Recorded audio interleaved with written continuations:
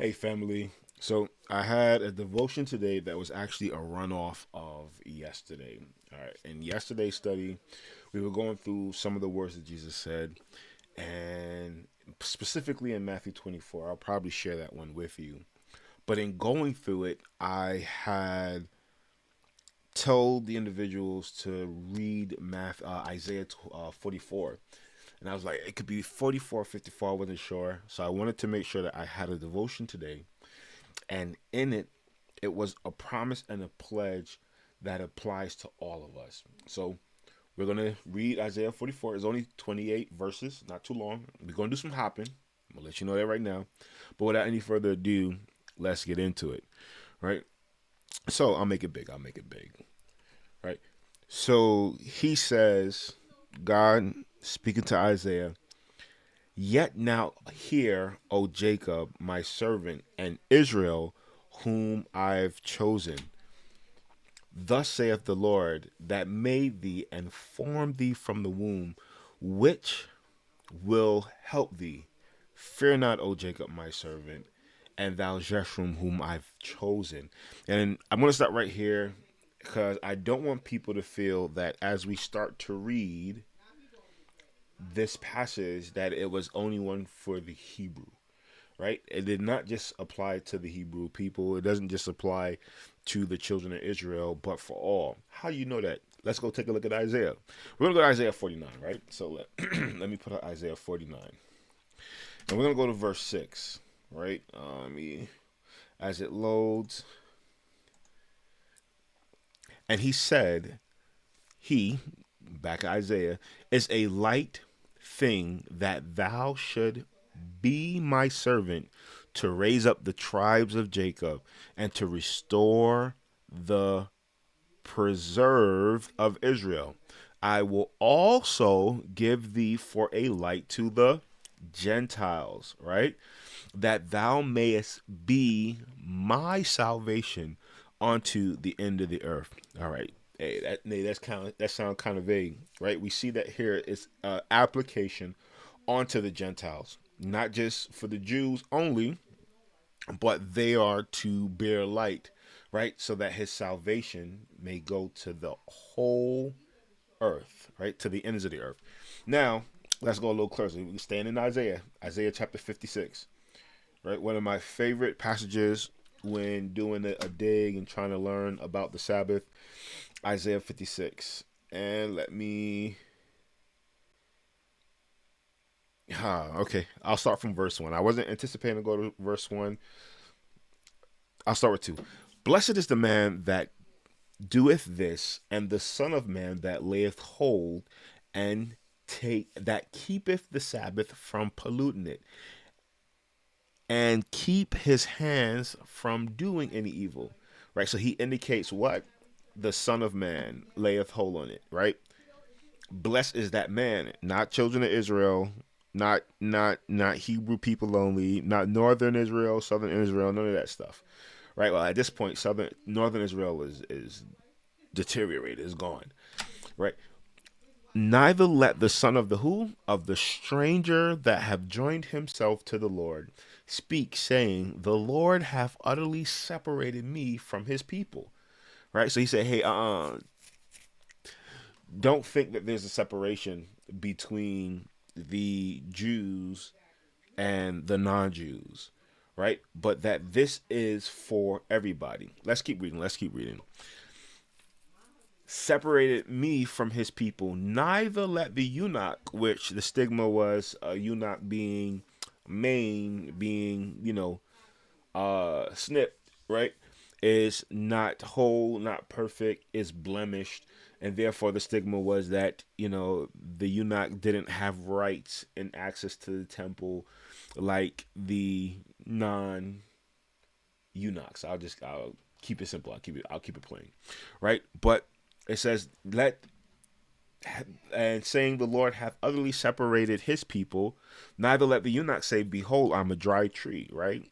Proverbs, Psalms 1, blessed is a man that walketh not in the counsel of the ungodly, nor standeth in the ways of sinners, nor sitteth in the seat of the scornful, but his delight is in the law of the Lord, and in it shall he meditate not day and night. He shall be like the tree planted by the rivers of water, right? That bear fruit in its due season, right? So Eunuchs is saying, hey, behold, I am a dry tree. Nah, God provides clarity.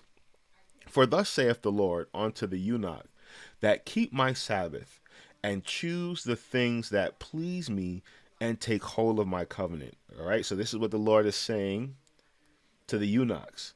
All right. Let's see what he says. Even unto them will I give my house, and within my walls a place and a name. What? Better than the sons and the daughters. I will give them an everlasting name that shall not be cut off. Let's keep reading. Also, the sons of the stranger that join themselves to the Lord to serve him and to love him, the name of the Lord, to be his servants, everyone that keepeth the Sabbath from polluting it and take hold of my covenant. Even them will I bring to my holy mountain and make them joyful in my house of prayer. Their burnt offerings and their sacrifices shall be accepted upon my altar, for my house shall be called a house of prayer for all people. Now, see in this context, and we see that it's applicable to not just the Jews, but that it's applicable to those who are disabled. All right, whether by birth or by actions of human efforts, or individuals who are not quote unquote Jews, who did not come through the lineage of the promise given to Abraham. That this is an application to all people. I didn't even leave the book of Isaiah. It's the same writing, same person, nothing to be misconstrued. With that mindset, let us go back to Isaiah chapter 44, right? And the reason why we're doing this is, in devotion, I can't remember if it was the little ones, but a family, one of the ones in the from the family was like, as we read this, Daddy, I can see how some people serve idols. You know what I mean? I can see how Buddha, what I mean, some people serve Buddha, different court of idols, and even some Christians, right, place certain things on a pedestal, but how does it relate to other people? And there's two things that I wanted to relay from here. So as we go into the promise of Isaiah 44, note that this promise that he's given to us, right, that he has also chosen us, that he has given us an aspect and given us an opportunity to join to him as we seek and as we seek and yearn to commune with him. Right? Oh, how do you know that we're chosen? Man, I'll do one better. I'm going to go to Matthew. All right, let's go to Matthew. And it is, let me pull it up. And I did this one last week. And we are going to go to, oh, you can't see it. Okay, so Matt 22. And we're going to go to the verse. All right, let's go back. We're going to start at verse 2. All right, and remember, we're on the context that we who are non-Jews have also been chosen. And that this promise that we're going to read in Isaiah 44 is a promise that actually belongs to us. And this account of how we have life in perspective is a plea where God is reminding not just individuals who are Jews, but it's something that's applicable to all of us. Because the Jews were chosen for a particular responsibility, right? But the promise, the blessing, and everything that God had to offer, which is salvation, restoration from the wages of sin, is bestowed onto all people. And it was bestowed onto all people early, right? So go into the context that, hey, that all are chosen, right? That all are a part of that chosen category. Let's go look at Matthew chapter 22. All right. I hope we're together. I hope I ain't lose nobody. The kingdom of heaven is like unto a certain king, which made a marriage for his son, and set forth his servants to call them that were bidden to the wedding, and they would not come. Again, he sent forth other servants, saying, Tell them which are bidden, Behold, I have prepared my dinner. My oxen and my fatlings are killed, that all things are ready to come unto the marriage. But they made light of it and went their way, one to his farm, another to his merchandise, right? And the remnant took his servants and entreated them and spitefully slew them. Right now, we know that here, this is the context of God sending his prophets and his messengers, giving the individuals the opportunity to prepare for his kingdoms to come. And this is how they treat it. But let's look at what God said afterward. But when the king heard thereof, he was wroth, and he sent forth his armies to destroy those murderers and burn up their city. Right, there's context in Matthew 24. I'll say that for another video, but we see destruction happen unto them. Now look what he says. Then saith he to his servants, The wedding is ready, but they which were bidden were not worthy. Right, and we see here, why were they not worthy? Not because of his actions, they were not worthy because they chose him not. Right? They chose to deal harshly with the servants, and they chose not him. Yes, the children of Israel were called, right? They were given a commission to bring salvation to all the world and to move forward that message of salvation, right? Paving the way, preparing for Jesus, pointing everybody to righteousness and right doing. The lamb, the sacrificing of the animals, was representation of Jesus Christ, who would die in man's stead for man's sin. And we see that from there, that chosen and that select individuals that was invited, how they treated the message. And we read in Isaiah, right? So it wasn't, hey, it's this elite club that's going on, but we seen that it was supposed to be for everybody, right? I hope that was clear. Now moving forward, we see that commission is now given and broadened and extended out, right? They had their assignment. They were supposed to. In this case, they were invited to this feast. They didn't come, right? And he says the kingdom of heaven is like. So Christ is setting the analogy of what the kingdom of heaven is. Let's continue to read. Go ye therefore into the highways, and as many as ye shall find, bid to the marriage. Right? So he went to his elect. They chose not to. Because of their choice, they were unworthy. Right? And it wasn't that they weren't unworthy to come because he extended the invitation, but they were unworthy because they chose not to come. And he's going to clarify this in a minute. So those servants,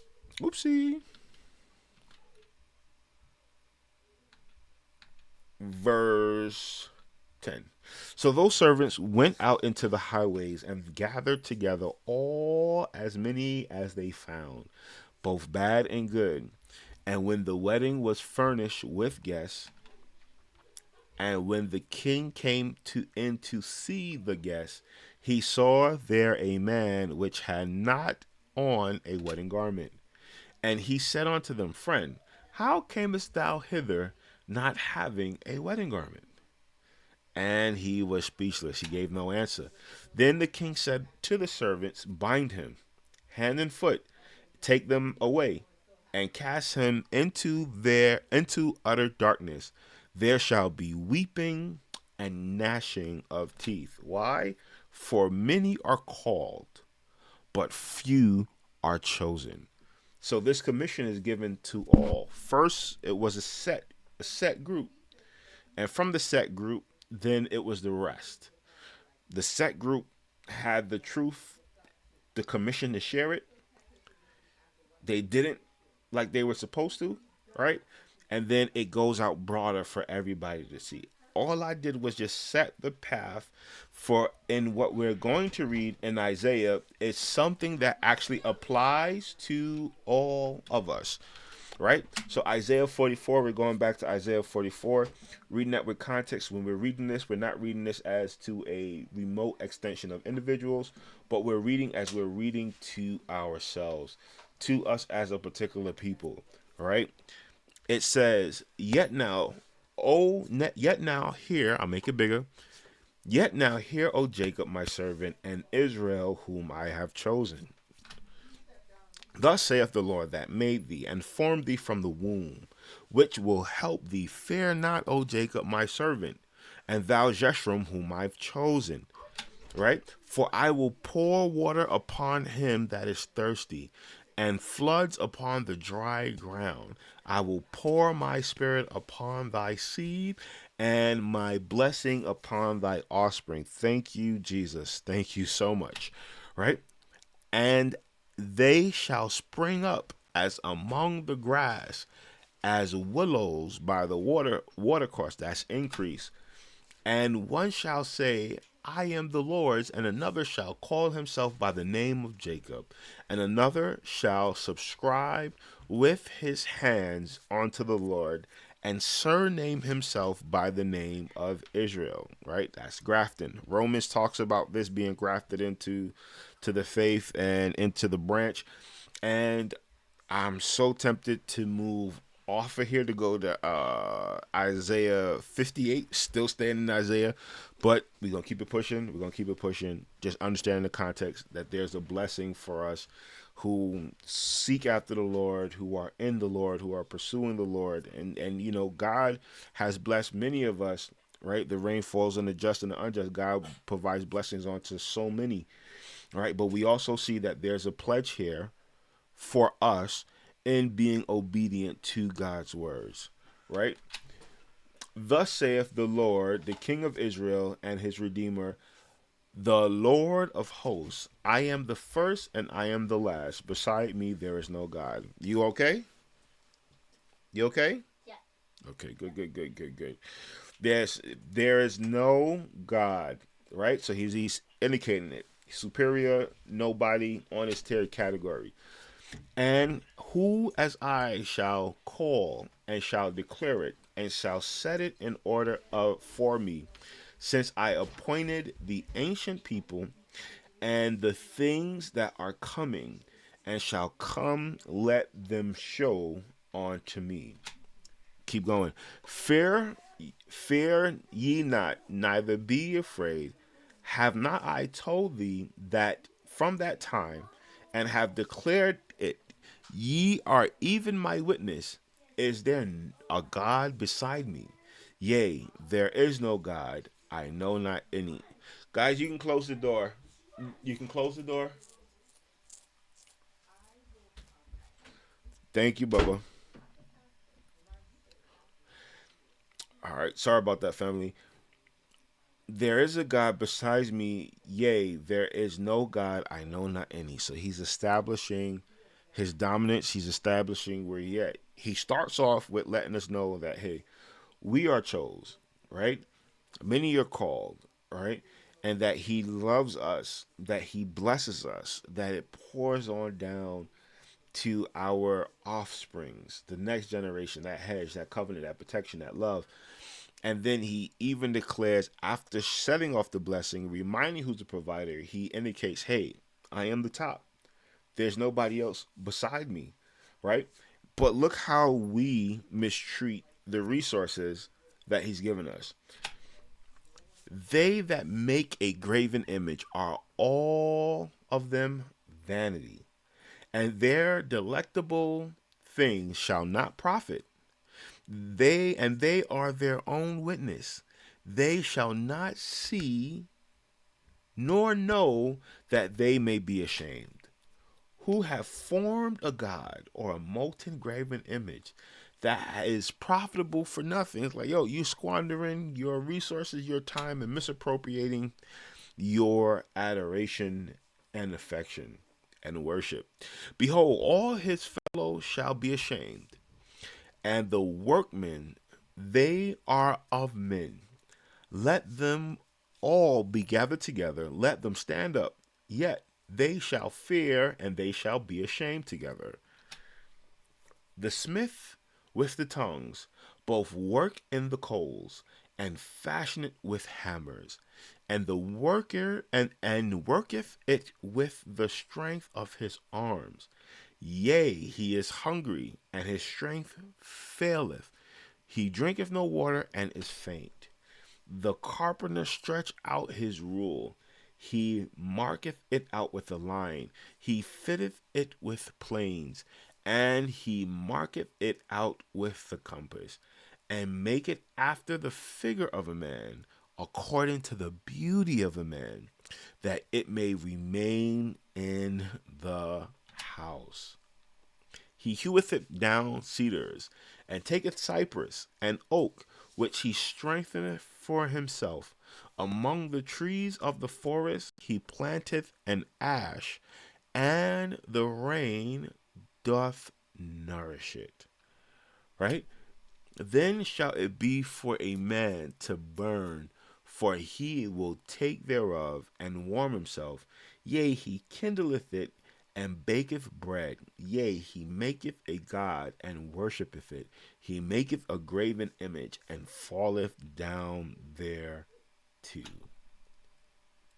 He burneth part of it in the fire. He eateth with part thereof. He eateth flesh. He roast, and is satisfied. Yea, he warmeth himself and saith, Ah, I'm warm, and have seen the fire, and the residue thereof he maketh a god, even his graven image. He falleth down into it, and worship it, and prayeth unto it, and say, Deliver me, for thou art my God. And it's like, Nate, why did you read all that? Why did you share all that? Like I said, the question was making it relate to today. We see that God has blessed us. Many of us, some of us may not. Give it some time. Trust me, He's there, and He's been seeing. Many of us have been blessed. We understand it. We see it. Yet we know and feel that God's pledge, and His covenant and His love, His adoration is there. God has given us a promise, and He tells us to wake up. He combs how one will take precious metals, right? The resources that God has created, fashion those molds, those images, that natural resource to make a graven image, right? That we worship, right? I could probably put a sign of the Golden Globes, but that's just a joke. But some do worship in that context, right? He also then goes and tells us how the tree is broken down and has so many uses for mankind, which is what God cultivates and wants us to do, and then takes the residue of that resource and gives accolades and profession and worship onto it, making it relevant to today. Many of us will take the resources that God has, right? Because what you make God is what you put over Him, right? It's not just the bowing down and worship in our case, because in our case, realistically, we worship more humans than anybody else, right? Um, and I'll clarify that in a different video. But what you spend over God becomes your God. So when I think of this passage, for me personally, I will take the resources, right? The silicone, the chips, the alloys, the metals, which now cultivates a phone, and take the phone and spend more time with the phone than I do with God. And God is not saying, hey, He needs my time all the time, right? But how we utilize it, right? Do we go to it for source, encouragement, information, right? Do we go to it to deliver us from our situation, right? Not that God didn't give us this resource, just like God gave him the tree. Nothing was wrong with it. Nothing was wrong with using the tree for food. Nothing was wrong with using the tree for material. Nothing was wrong with using the tree for warmth uh and entertainment, right? To look at the fire is not just providing warmth, but being delight in how it sparks and crackles and burns, and all of these things are fine. The phone is fine. There's a fine resource. But if I'm waking up seeking the phone before I wake up and seek God, it's a problem. If I'm going and looking to what answer I can pull off of Google and not providing God in any process of that, right? In some cases and in sometimes that's flawed.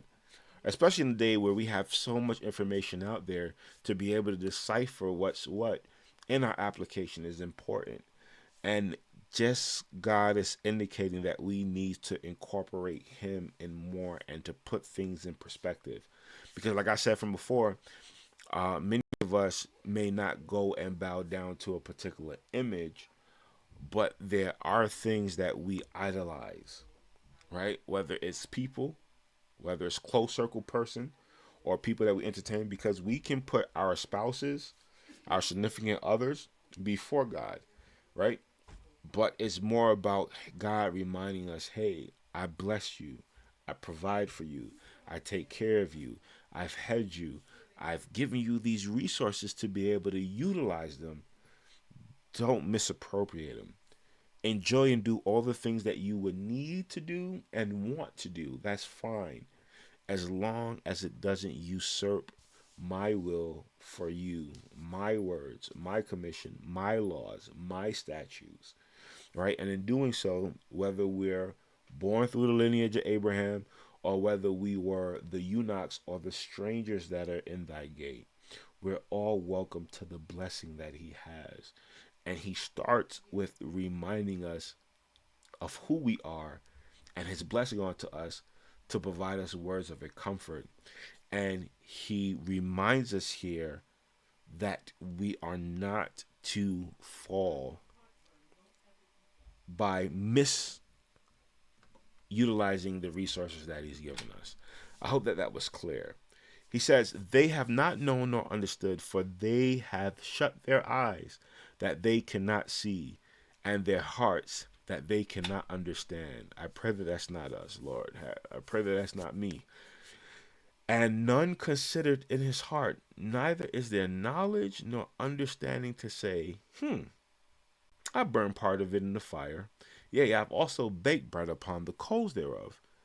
I have roasted flesh and eaten it, and shall I make a residue thereof an abomination? Shall I fall down to the stock of a tree? He feedeth on ashes, and deceived heart turn him aside, that he cannot deliver his soul, nor say, is there not a lie in my right hand? Which hand you hold your phone in? What hand you hold your phone in? You tell me. I'm joking. I'm joking. Remember these, O Jacob, and Israel, for thou art my servant. I have formed thee. Thou art my servant, O Israel. Thou shalt not be forgotten of me.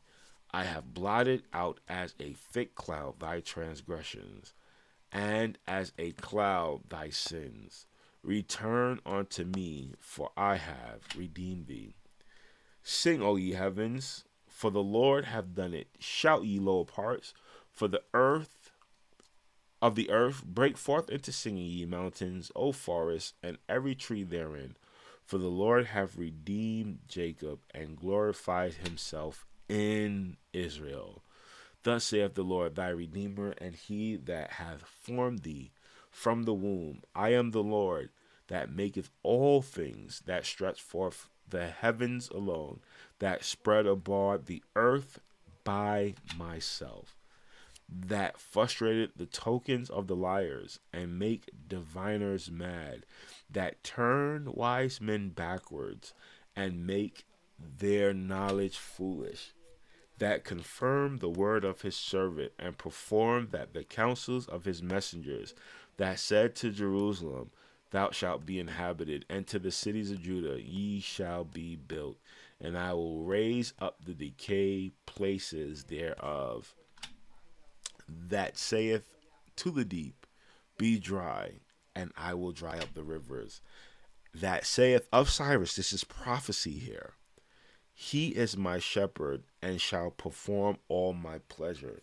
Even saying to Jerusalem, thou shalt be built, and to the temple the foundation shall be laid. Family, here is where some context is helped. Hezekiah, uh, Hezekiah's gotten the declaration. Isaiah's given a prophecy that they will go into bondage, that they will suffer the persecution of losing their home and losing their land and losing the temple. And now he goes back into the words of encouragement. He goes back into the case where, you okay, Bubba? Where he goes back into the place of saying, hey, there's going to be restoration, right? And as they're going to be restoration, remember, I have chosen you. And as you've gone through this situation, note that there will be a building back. And please remember, right, that all of the resources that I've given you, put it in its proper perspective. Don't worship the creation, worship the creator. For some of us in 2025, right, for some of us this year, there will be restoration.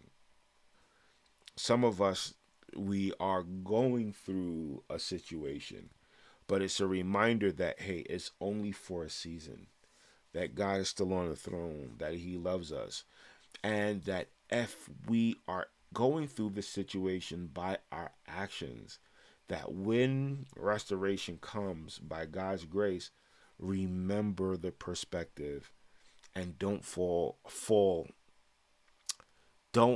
succumb to the situation that may have led into the downcline in the first place, right? If that's for you, if it applies, it applies, right? And that we are to hold fast. And I just remembered and was reminding about this situation that one, God is a God of many chances, because the children of Israel backslid many a times. And in the abomination of desolation as spoken about as from Daniel, as we see in Daniel chapter 1, and as we seen in Second Kings with Manasseh and the deplorable things that he did, God called that it was something that was perpetual that they were doing from when they left Egypt. So we see that God is a God that gives multiple chances. And as he gives multiple chances, he reminds us that, hey, he loves us, he calls us, and he pleads with us to appropriate our time properly, appreciating his resources, but not putting the resources over him, not utilizing the resources to neglect him, right? Not to become idolizing the wrong things. I hope that this is clear, family. I hope that this made sense. Love you guys, and I'll see you on the next one. Take care, family.